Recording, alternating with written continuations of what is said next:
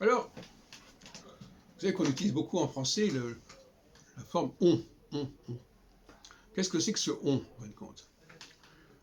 Le on, c'est pas du tout ce qu'on croit. Quand par exemple quelqu'un dit on n'entend pas bien ce que vous dites, elle devrait dire je n'entends pas bien. Mais elle dit on n'entend pas bien. Ce qui veut dire que le fait qu'elle n'entende pas bien, elle veut le mettre sur le compte de tout le monde. C'est une façon de parler. Hein. C'est comme quand quelqu'un vous dit vous vous foutez du monde. En fait, il veut dire vous foutez de moi. Mais donc on a une façon de présenter son cas personnel comme un cas général. Et c'est toujours tout à fait abusif. On n'entend pas bien, c'est je n'entends pas bien. Ce qui veut dire que, en réalité, les autres peut-être entendent bien, mais moi j'entends pas bien, mais je préfère dire on n'entend pas bien. C'est-à-dire qu'on ramène le collectif à l'individuel.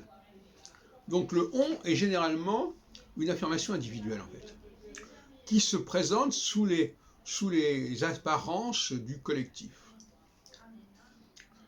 On ne peut pas définir la forme on comme une forme collective proprement dite. Non, c'est beaucoup plus tordu que cela. Le on ici, c'est un je qui ne dit pas son nom, qui ne s'avoue pas comme tel.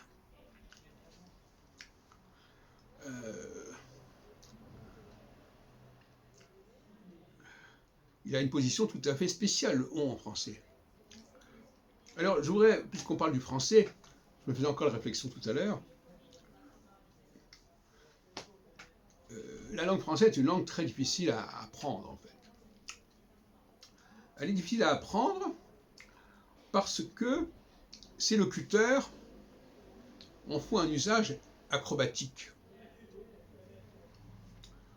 Et par conséquent, dans d'autres langues, il suffit d'écouter les autres et je m'y reconnais, je m'y retrouve.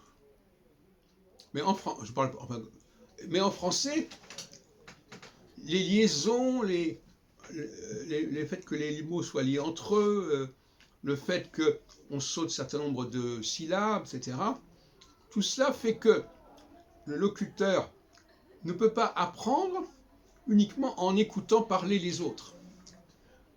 Parce qu'il va capter des séquences de mots qu'il ne sera pas forcément en mesure d'isoler et de séparer. Et ce n'est qu'en passant à l'écrit, où les choses sont séparées, qu'il va pouvoir s'y retrouver. C'est pour ça que quelqu'un qui veut apprendre le français, il ne peut pas l'apprendre uniquement sur le tas, par l'oralité. L'oralité, c'est quelque chose qui est transcendant, en quelque sorte. C'est une espèce de délire, quelque part, l'oralité, en français. Et donc, moi je connais beaucoup d'étrangers, justement, qui n'arrivent pas à découper correctement les mots en français. J'avais un ami comme ça qui disait, au lieu de dire un écrivain, il disait un crivain. Parce qu'il n'arrivait pas, entre l'écrivain, les écrivains, il ne savait pas si c'était un pluriel ou si c'était le parti du mot, etc. Enfin, il était complètement perdu. Et donc, le français est une langue qui doit s'apprendre, paradoxalement, à la fois par l'écrit, mais en même temps, l'écrit ne suffit pas. L'écrit doit être dépassé. Donc, il y a un dépassement de l'écrit qui arrive à l'oral, et en même temps, pour pouvoir capter l'oral, il faut que je connaisse l'écrit.